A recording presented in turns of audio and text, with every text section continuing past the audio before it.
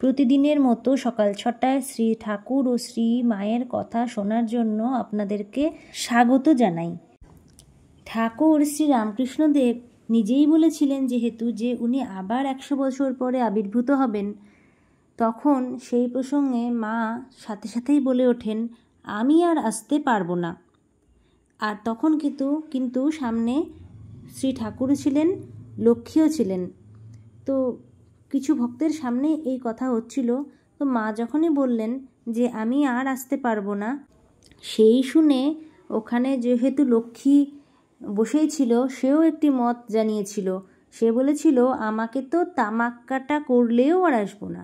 মানে তামাক যখন আগেকার দিনে তো তামাক খুব খাওয়া হতো, তো খুব কুচি করে একেবারে কেটে সেটা ব্যবহার হতো। তো সেই জন্য লক্ষ্মী বলছে ওইরকমভাবেও যদি কাটা হয় তাহলেও কিন্তু আর আসবো না, মানে আর জন্ম নেব না, পৃথিবীতে আর জন্ম নিয়ে আসবো না। তো তখন ঠাকুর হাসলেন।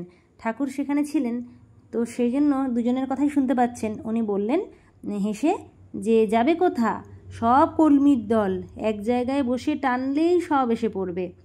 এই সামান্য কথাটুকু বলতেও ঠাকুর একটি উপমার আশ্রয় নিলেন, যে কলমির দল, কলমির শাকের যেমন হয় যে যখন কলমির শাক যখন তোলা হয়, তারা যারা তুলেছে তারা জানে, বা যারা তোলা দেখেছে তারা জানেন যে যখন তোলা হয় তখন একসাথে অনেকটা করে উঠে চলে আসে।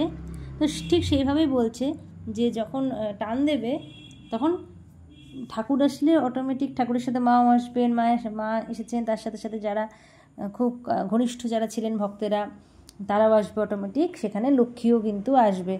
আর এই কথাটি আমাদের আনন্দের একটা বার্তা যে ঠাকুর মা আবার আসবেন। আমরা হয়তো দেখা পাবো না, বা পাবো, কেউ কেউ তো নিশ্চয়ই পাবেই, কিন্তু সেটাই আমাদেরকে আনন্দ দিয়ে যায় যে হ্যাঁ, আমরা সেই আনন্দেই বসে আছি যে ঠিক উনি আবার আসবেন এই পৃথিবীতে, তার পদধূলি আবারও পড়বে। তারপরে মায়ের দিকে তাকিয়ে ঠাকুর আবারও বললেন, তোমার হাতে থাকবে হুঁকো কলকে, আমার হাতে ভাঙা পাথরের বাসন, হয়তো ভাঙা কড়ায় রান্না হবে। যাচ্ছি তো যাচ্ছি, খাচ্ছি তো খাচ্ছি, দিক বিদিক খেয়াল নেই। একটু আবার থেমে বললেন, মানে এখানে একটু উনি ইঙ্গিত করলেন যে হয়তো বা এমন দেখা যাবে যে মা পুরুষ বেশে এবং উনি হয়তো নারী বেশে আসলেন। মজার কৌতুকে অনেক কথাই উনি বলতেন, তো আবার অন্য কিছুও এর পেছনে ব্যাখ্যা থাকতে পারে। সামান্য মানুষের পক্ষে তা বোঝা দুষ্কর। তারপরে উনি বললেন একটু থেমে, ওই দিক দিয়ে আসবো। গোল বারান্দা থেকে বালি উত্তরপাড়ার দিক দেখিয়ে বললেন, হয়তো বা বর্ধমানের দিক। সবাই এটা আন্দাজ করে বলতে পারছেন আর কি, যেহেতু উনি যেদিকে নির্দেশ করেছিলেন সেদিকে যে সেই স্থানগুলি রয়েছে সেইখান থেকেই আর কি আন্দাজ করে বোঝানো হয়েছে। রত্নবেদিতে পুরুষ সিংহ দেখলেন।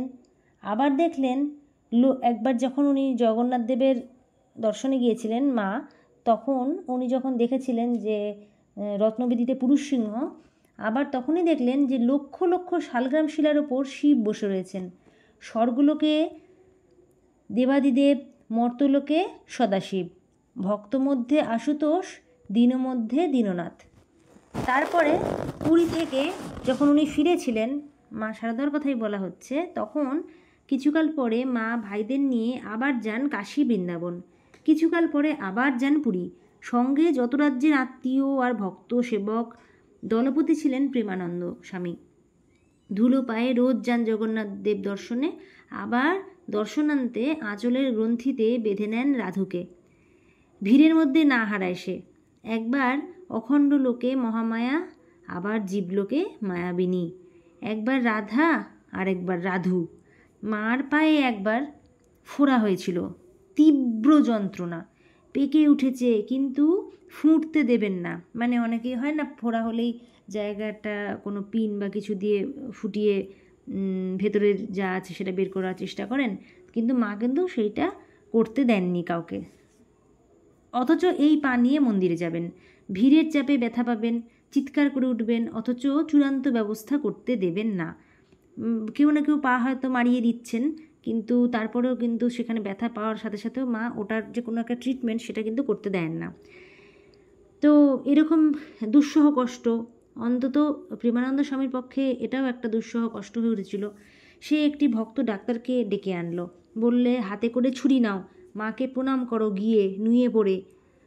আর অমনি মানে যদি আর কি সুযোগ পাওয়া যায় তখনই ওই ছুরি নিয়ে প্রণামের নাম করে ওটা কেটে ফেলা হবে জায়গাটা আর কি। হালকা একটা কাট মার্ক করে দিলেই তো সেখান থেকে যা খারাপ জিনিস আর কি বুঝতেই পারছেন সেটা বেরিয়ে যাবে। তো যদি দেখতে পান, তখন বলছে যদি দেখতে পাবেন না, চাদরে গা ঢেকে মুখে ঘোমটা টেনে বসবেন। যদি বুঝে যান উনি আগে থেকে ষড়যন্ত্র, তাহলে তো আর উনি হবে না, উনি তো আর পুজো প্রণাম করতেই দেবেন না। সেই জন্য বলছেন যে এইভাবে যেতে হবে, যে একেবারে চাদরে গা ঢেকে মুখে ঘোমটা টেনে বসবেন যেন দেখতে না পান। তখন উনি বলছেন যে না পাবেন না।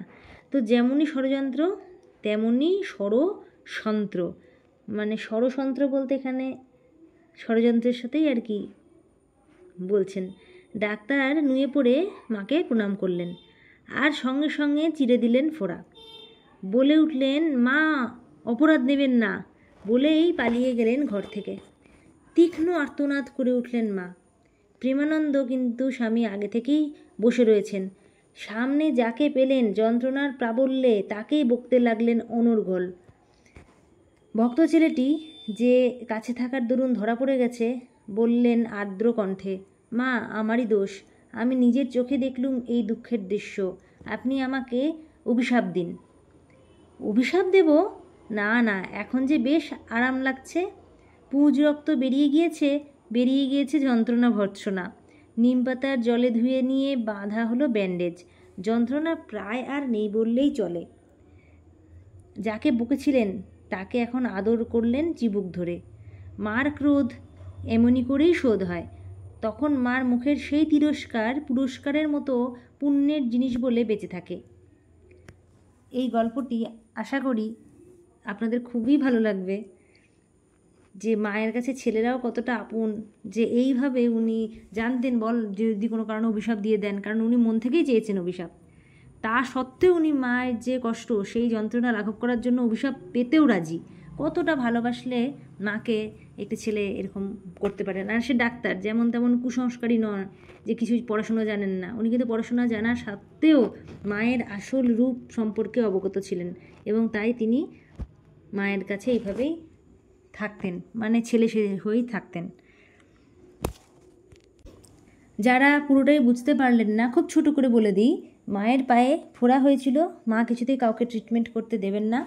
তখন প্রেমানন্দজির ষড়যন্ত্র বলুন আর ভালোবাসায় বলুন, এক ভক্ত ডাক্তারকে ডেকে এনে বলা হলো যে একদম ঘোমটা দিয়ে যেতে, যাতে মনে হয় না চিনতে পারেন যে উনি ডাক্তার, কারণ আশেপাশে ডাক্তারকেও তো উনি বুঝেই নেবেন যে ট্রিটমেন্ট করতেই হয়তো এসেছে, না হলে হঠাৎ আজকে কেন প্রণাম করতে এসেছে।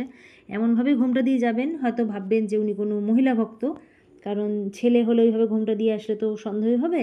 তো মহিলা সেজে উনি গেলেন, যাওয়ার পর হাতে লুকিয়েছিল ছুরি, আর সেই সময় ফোড়াটির ট্রিটমেন্ট ডাক্তারবাবু করে ফেললেন, যেভাবেই বললাম আমি, হালকা করে চিরে দিয়ে। আর সঙ্গে সঙ্গে যখনই সেখান থেকে সমস্ত পুঁজ রক্ত বেরিয়ে গেল, মা খুবই আরাম পেলেন এবং মা তাৎক্ষণিক তো ভীষণ যন্ত্রণা হয়েছে, তাই কিছু তিরস্কার কিছু ভর্ৎসনা শুনতে হয়েছিল, যারাই সামনে ছিল তাদেরকেই শুনতে হয়েছিল। আর কী বা করে ফেলেছে, মা চিৎকার করছে কেন, সেই ভেবে অন্য ভক্তরাও ডাক্তারবাবুকে ধরে ফেলেছিলেন। তো তারপরে ডাক্তারবাবুকে ধরে সামনে আসার পরে মা তাকে অভিশাপের বদলে আদর করলেন, তাকে স্নেহাশীর্বাদ দিলেন। স্নেহাশীষ জানানোর পরে সেই যে উনি যে বকাবকি করেছিলেন, যে ভর্ৎসনা করেছিলেন, যে তিরস্কার করেছিলেন, সেটাই পুরস্কার হয়ে তাদের কাছে ফিরে গেল। আবার আগামী করল ভোর 6টায় মা ও শ্রী ঠাকুরের কথা শোনার আমন্ত্রণ জানিয়ে আজকের মতো ভিডিও শেষ করছি। সবাই বলুন জয় শ্রী ঠাকুরের জয়, জয় শ্রী মায়ের জয়।